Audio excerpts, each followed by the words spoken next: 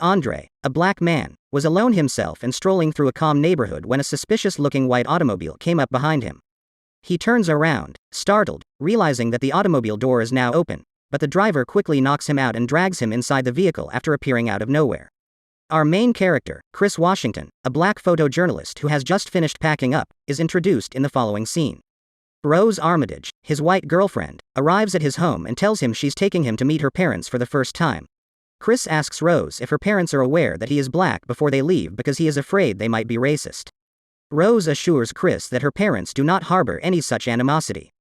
Chris phones his best friend Rod, an airport security officer, while they are driving there to express his gratitude for caring for his dog while he is away on this trip.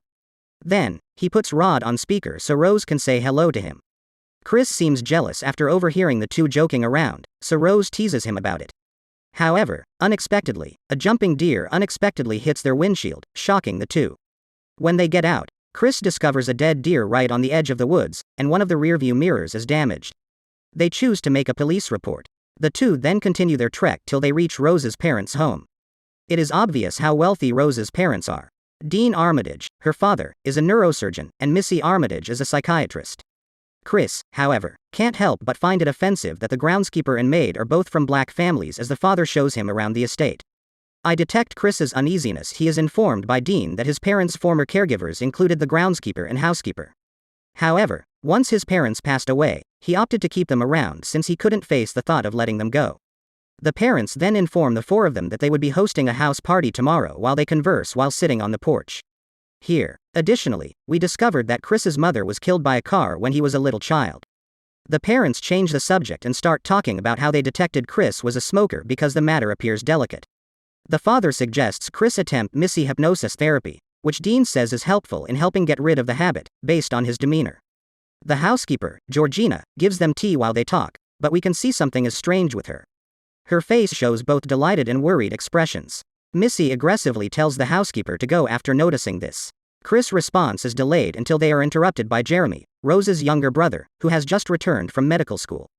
After dinner, a belligerent while the housekeeper oddly lurks in the background, Jeremy amusingly recounts a humiliating incident involving Rose from high school. However, when Jeremy continues to question Chris about his fighting skills and brings up how black people's genetic composition makes them physically stronger than white people, the situation becomes tense. When Jeremy stands up from his chair and prepares to challenge Chris to a duel, things take an even stranger turn.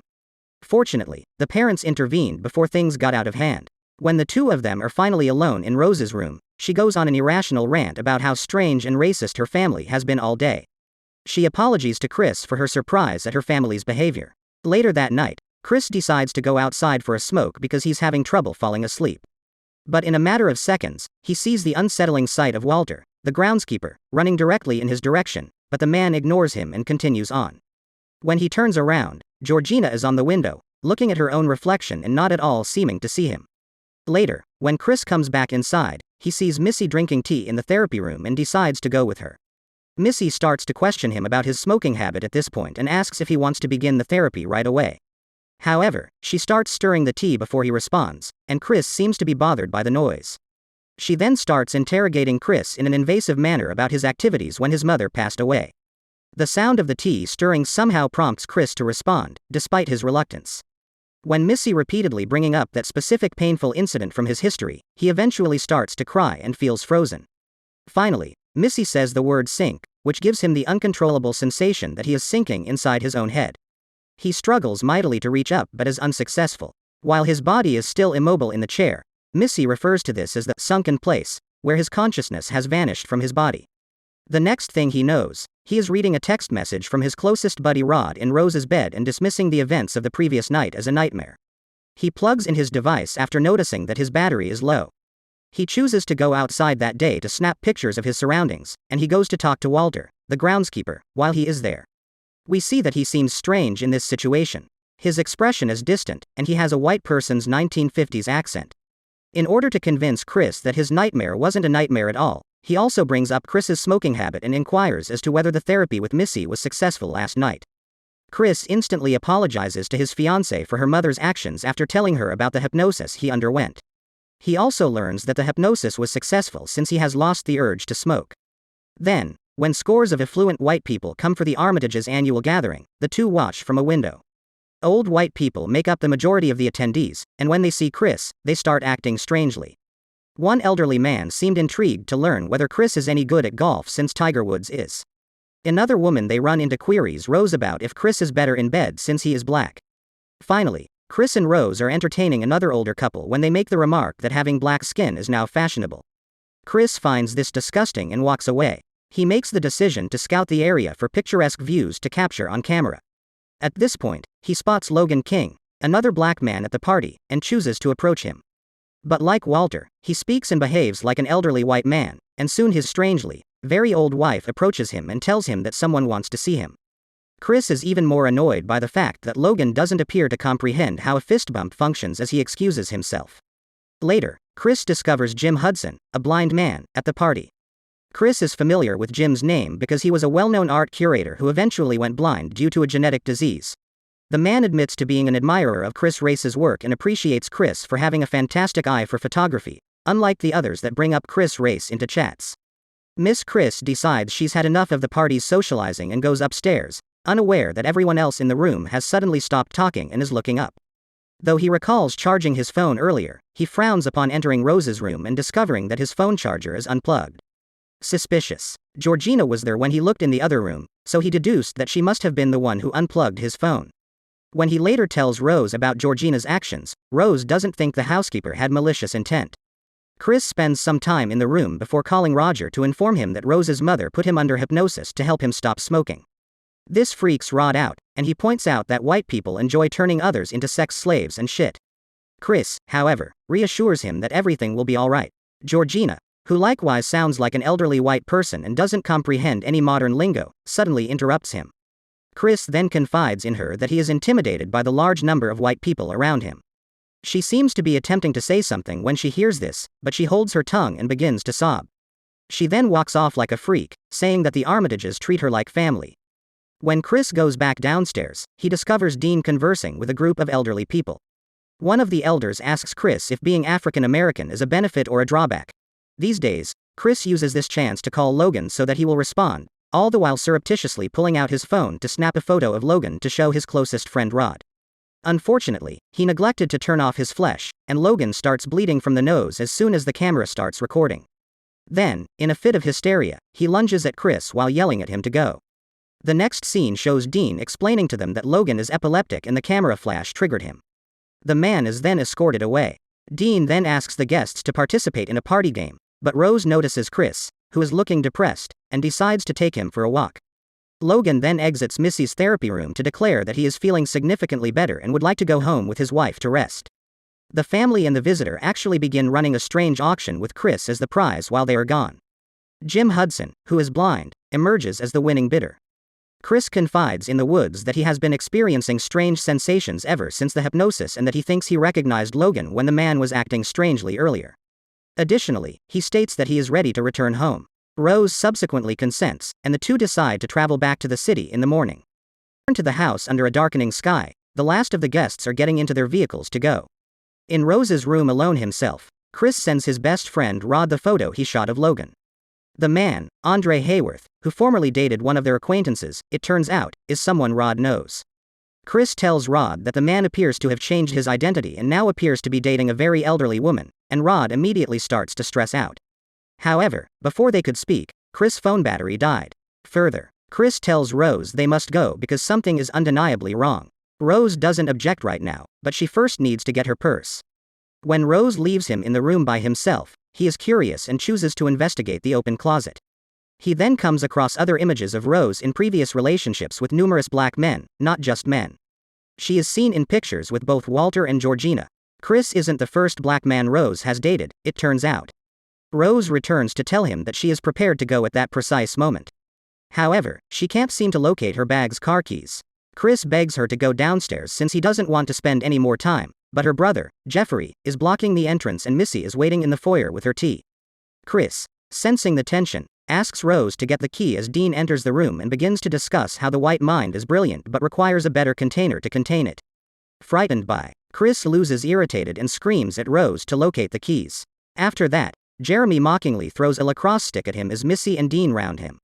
In the midst of this, Rose at last admits to him that she has been aware of her family's plans all along. Missy taps her teacup as Chris rushes at Jeremy, sending him back into hypnosis and leaving Chris helpless to stop the family from dragging him to the basement. Rod is growing concerned in the city. Meanwhile, he calls Chris several times but never gets a response.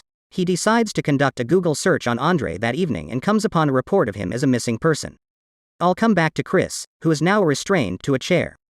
The TV in front of him suddenly switches on and starts playing a recording of a white man who is none other than Rose's grandfather when he awakens and is unable to escape despite his best efforts.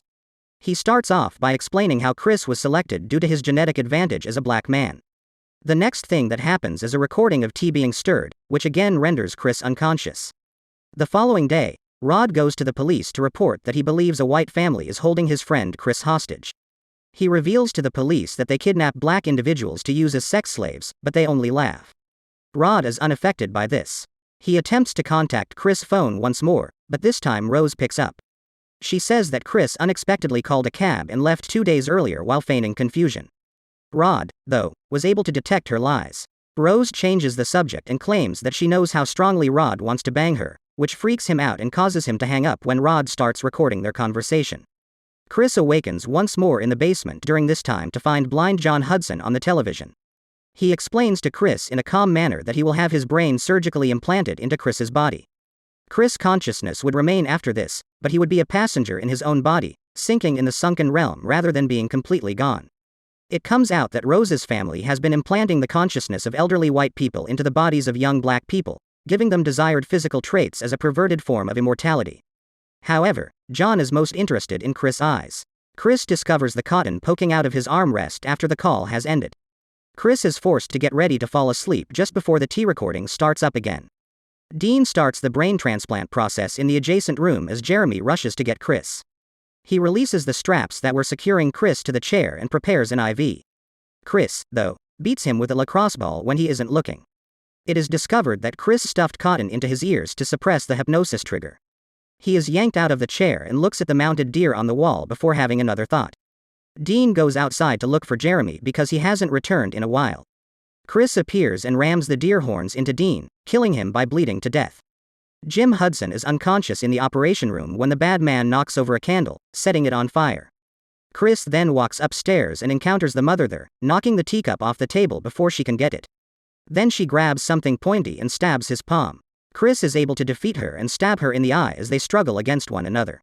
When he eventually reaches the front door, Jeremy appears, covered in blood, and puts him in a headlock. Chris succeeds in stabbing him in the shin as he tries to grab for the door. Chris then stops his skull to ensure that this time, he stays dead. Unaware of what is happening, Rose is upstairs, listening to music and searching for photographs of black males without shirts. Chris locates Rose's car keys and starts it. But as soon as he starts to speed up, he unintentionally runs into Georgina. He puts her inside the car out of sympathy because his mother also died in a hit-and-run accident. Unfortunately, Rose heard the crash and rushes outside brandishing a rifle while addressing her as Grandma. We now understand that Georgina possesses the grandmother's intelligence. After that, she awakens and starts fighting Chris out of rage that he killed her family. Georgina is killed in a vehicle accident as a result of this, but Chris lives. Chris stumbles outside the vehicle following the collision, dodging Rose's unexpected shooting. Rose calls for Walter, the groundskeeper, to go grab him as he runs towards him. Grandpa. Walter knocks him to the ground, but Chris quickly uses the flash camera to take a picture of him, arousing the real him. Walter requests Rose's weapon in an effort to protect Chris, but instead shoots her in the stomach.